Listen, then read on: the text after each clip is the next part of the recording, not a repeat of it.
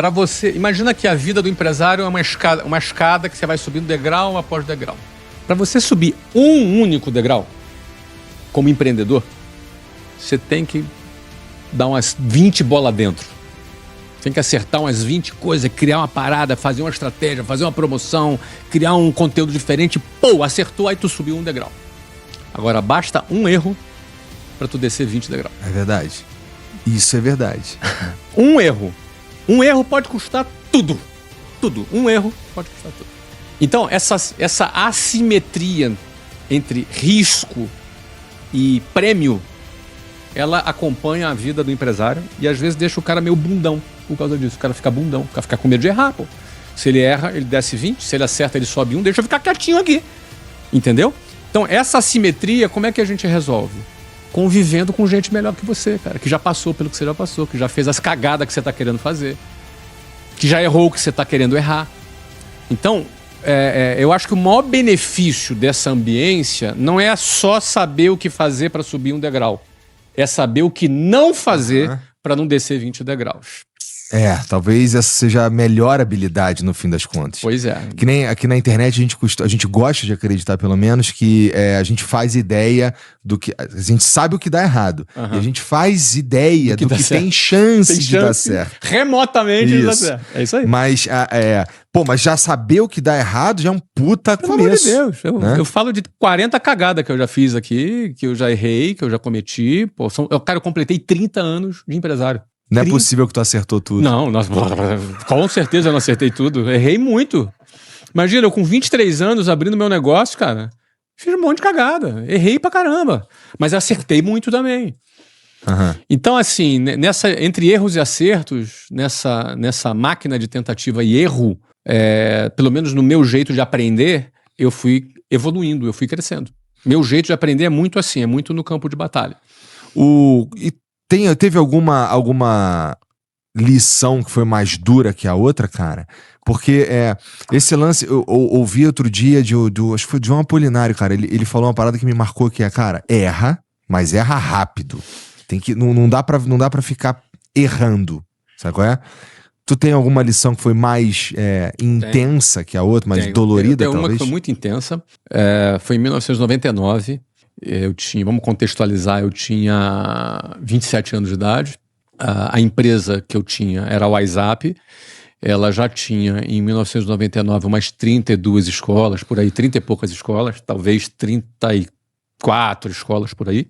A gente já faturava alguma coisa na casa aí dos seus 50 milhões de dólares na época, né? Era reais, mas na época era dólar. A gente está falando de coisa de quase 30 anos atrás, né? 26 anos atrás. Então a empresa estava bem, eu já morava... você conhece a Barra da Tijuca ali? Morava ali num baita condomínio chamado Pedra de Itaúna, tinha uma casa bacana, que eu já estava rico, tá? Já estava rico, estava super bem. Mas acontece um fenômeno, 2 possíveis fenômenos com quem começa a ter sucesso. Em especial quem começa a ter sucesso rápido e jovem. Cara, eu tinha 27 anos. Já devia, nessa época aí, sei lá, já ganhar uns R$1 milhão por mês, pelo menos, tá? Limpo no bolso. Isso em 1999. Isso, na época, era dólar, né? Então é como se fosse 5 milhões hoje. É grana pra caramba. Grana pra cacete. Tá? Então eu já tava bem, já tava... E aí esse fenômeno que começa a acontecer pode gerar 2 tipos de reação na cabeça da pessoa. Porque, meu irmão, é cabeça. Tá? Cabeça, é ser humano. Nós somos seres humanos, entendeu? Então, qual tipo de 2 reações? Ou o cara fica acomodado, achando que tá com a vida ganha, o que é muito fácil, o cara ganhando, metendo uma tonelada de dinheiro no bolso, jovem. Agora, o cara acha que vai durar para sempre, né? Ele não sabe que estabilidade não existe. É uma frase que eu repito com muita frequência. Então, primeiro erro é ele se acomodar. E o segundo possível erro, quando o cara tem sucesso rápido, é ele ficar arrogante. Porque ele pensa assim, cara, sou o cara. Foda. Porra, olha aí. Olha meu resultado, olha de onde eu vim, olha onde eu cheguei. Não, meu irmão, eu sou especial, eu sou uma lenda viva. O cara, se ele desconfiava disso em algum momento, chega um momento que ele começa a ter certeza disso. Isso é uma outra armadilha que ele pode cair. Porque a real é o seguinte, meu irmão, ninguém é desprezível o suficiente porque tá dentro de um ônibus cheio e é um quebrado. Ninguém, quando tá naquela situação em baixa, e eu me lembro, eu sempre falo de ônibus, cara, porque eu acho muito humilhante andar de ônibus cheio, cara. Cara, acho ficar 2 horas dentro de um ônibus lotado, sempre achei muito humilhante.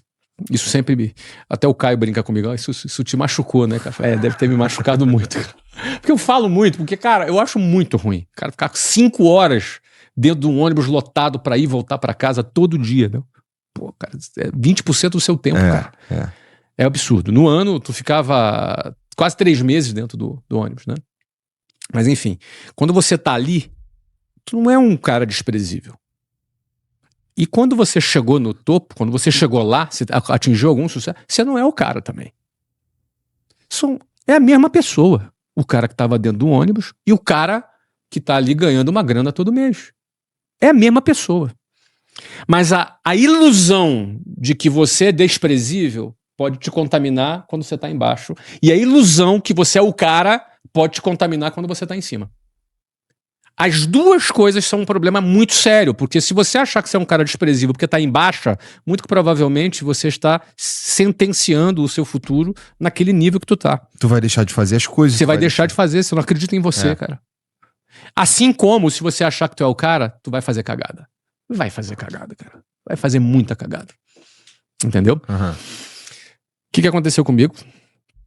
Um sintoma da arrogância é você começar a ficar de saco cheio de fazer o que te levou até onde você chegou. O exemplo. Eu sempre fui um cara focado na área de vendas. Eu comecei a ficar de saco cheio de falar com o vendedor. Cara, tem que ficar motivando esses caras, tem que ficar apertando esses caras, tem que ficar, alimentando o ego desses caras, tem que ficar reconhecendo esses caras, que chato pra caramba. Eu fiquei assim. Cara, só que é o seguinte, aquilo foi a minha competência, a minha habilidade que me levou até aquilo ali. Aquilo ali me tirou do zero e me levou até aquela condição muito privilegiada que eu já tinha. Quando você começa a desprezar aquilo que te trouxe até ali, qual é a mensagem? A mensagem é o seguinte, meu irmão, eu sou tão bom, eu sou tão o cara que agora eu não vou mais fazer isso aqui, eu sou muito melhor do que isso aqui. Você começa a desprezar aquilo que te trouxe até ali. E aí o que acontece? Eu comecei a criar um projeto para acabar com o vendedor, entendeu? E aí criei esse projeto. E não só criei, como executei esse projeto. E eu tinha tanta certeza que eu ia arrebentar, Igor, que eu criei um processo automatizado, foi processo, que eu projetei que eu ia aumentar em 30% a minha receita no primeiro ano.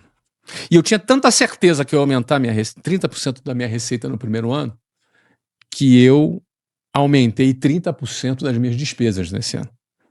Eu comprei vários imóveis, fiz vários investimentos, não era nem despesa, eram investimentos que aumentavam em 30% o meu gasto. O que aconteceu? Depois da cagada que eu fiz, não só eu não subi 30%, como eu caí 30% da minha receita. Agora tu imagina, eu caí 30% da minha receita e subi 30% os meus gastos. O que aconteceu? Eu comecei a fechar negativo no mês. Eu tinha uma empresa boa, lucrativa, mas que em termos de caixa, eu tinha um déficit de $600 mil por mês de caixa. Eu lembro do número. Nossa. Ou seja, no final do mês eu tinha que aportar $600 mil para o negócio rodar. No primeiro mês eu botei, vou resolver. No segundo eu botei, no terceiro eu já vendi um carro. No quarto eu já me alavanquei. No quinto eu já parei de pagar imposto. Declarava, mas fiquei devendo. Bom, conclusão, eu fiz um débito, acho que em 6 a 8 meses eu fiz uma dívida de $3 milhões. Rápido. Puta que Mas é assim, ó. É assim, ó. A empresa é boa, é tudo bom, mas o teu caixa virou de cabeça pra baixo, meu irmão. Aí vai fazer o quê? Como é que tu resolveu? Voltou pro que Cara, tava fazendo? eu tive que calçar as sandálias da humildade, reconhecer a cagada que eu fiz, chamar todo o meu pessoal de volta, falar publicamente pra minha equipe que eu errei, devolver os imóveis, os investimentos que eu tinha feito.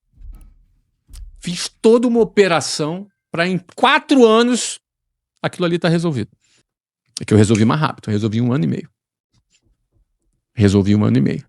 Mas aquilo ali foi uma turbulência que nós passamos na década de 90 por conta de decisões que eu tomei equivocadas que tinham origem na minha arrogância.